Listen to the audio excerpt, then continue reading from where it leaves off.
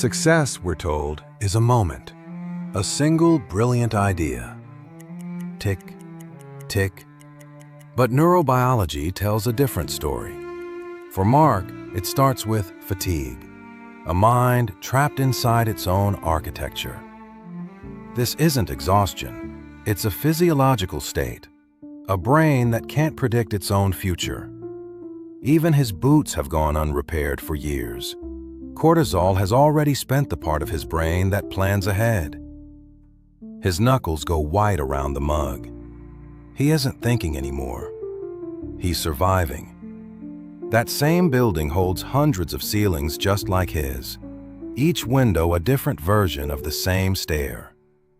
This is the neurobiology of zero. Every day this factory demands a ritual. 12 hours built to consume glucose and destroy critical thought. Alone beside the machine, his brain is wired for one circuit now: the search for relief. Even the plant in the break room is dying under these lights. The smell of oil, the roar. These are the only inputs his reality gets.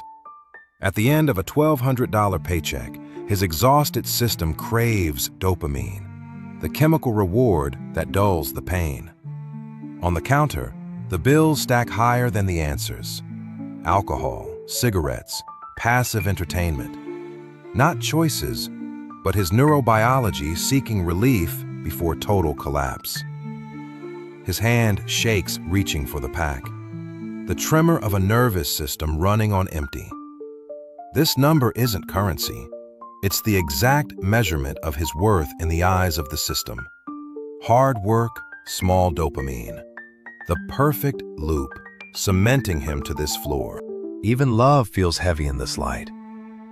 Night after night, the same quiet conversation. It's better than nothing, he tells her. At least it's stable. That toy car on the floor is how the cage gets cemented. Not by cruelty, by comfort. Even the plant on the sill is going the way of everything else in this apartment. His old self, wired for immediate safety, fights every instinct to change. Somewhere in that shadow, his old self has already decided his child will inherit this same kitchen.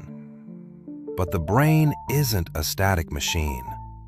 Deep in his amygdala, something stirs. He doesn't feel safe yet. He feels trapped. And trapped is where change begins. 3 days later, on a whim he can't explain, Mark buys a $1 notebook off a dusty shelf. Not a plan. Research on behavior change shows grand plans fail almost every time they rely on motivation alone.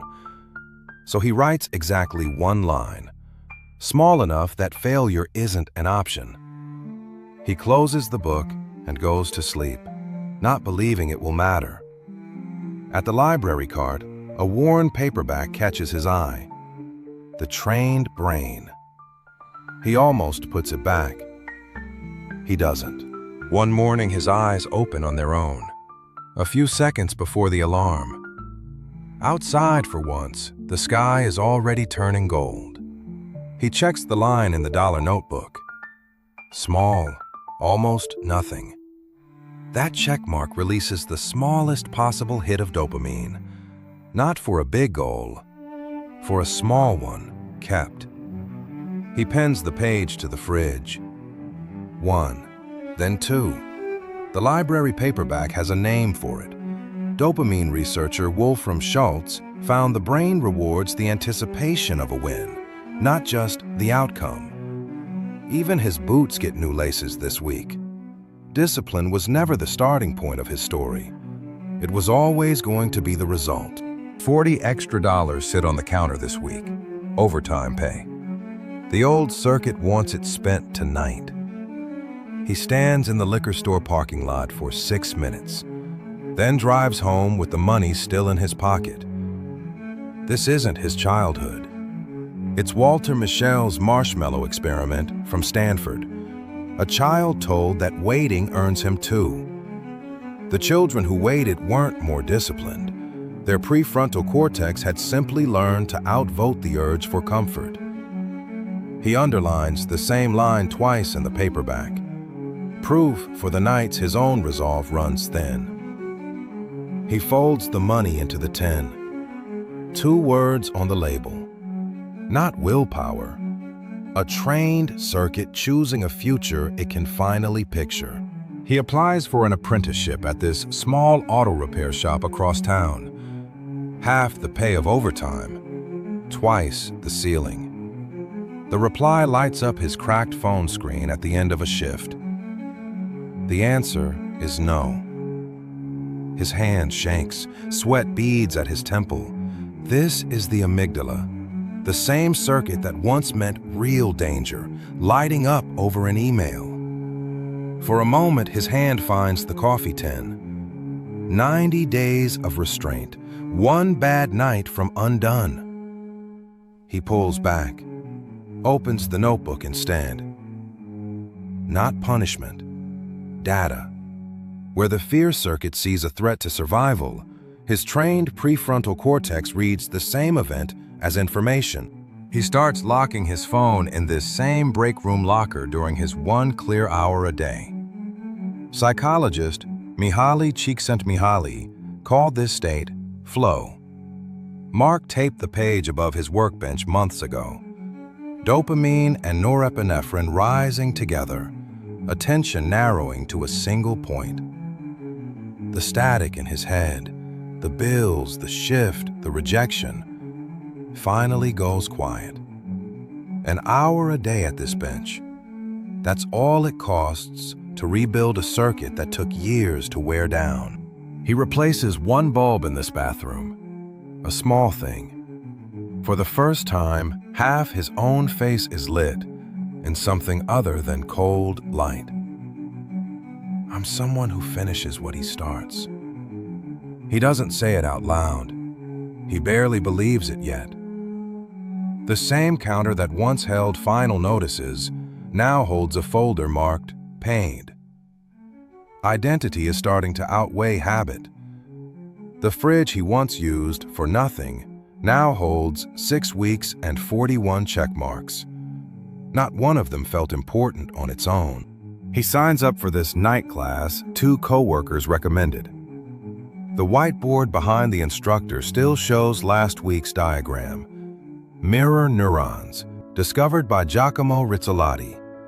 We absorb skill just by watching it up close.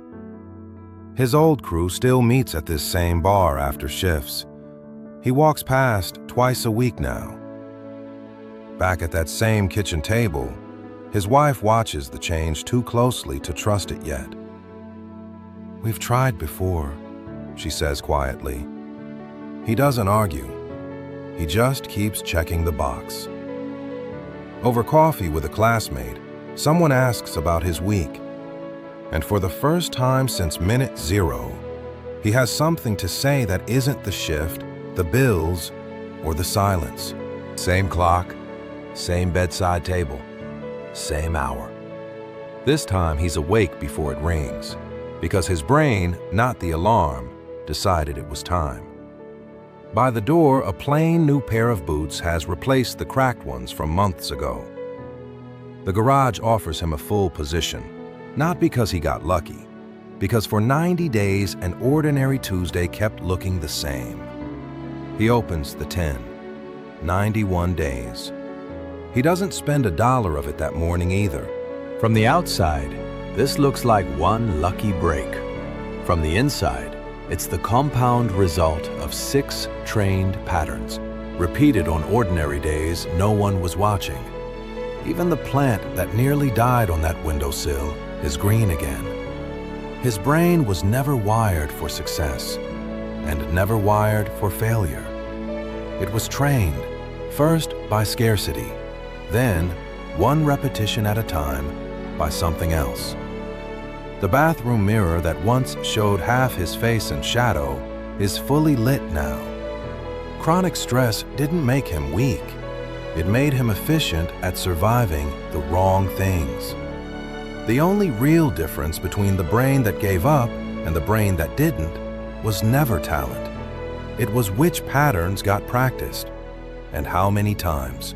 If any of this felt familiar, sit with that. Which pattern is missing for you? Name it in the comments.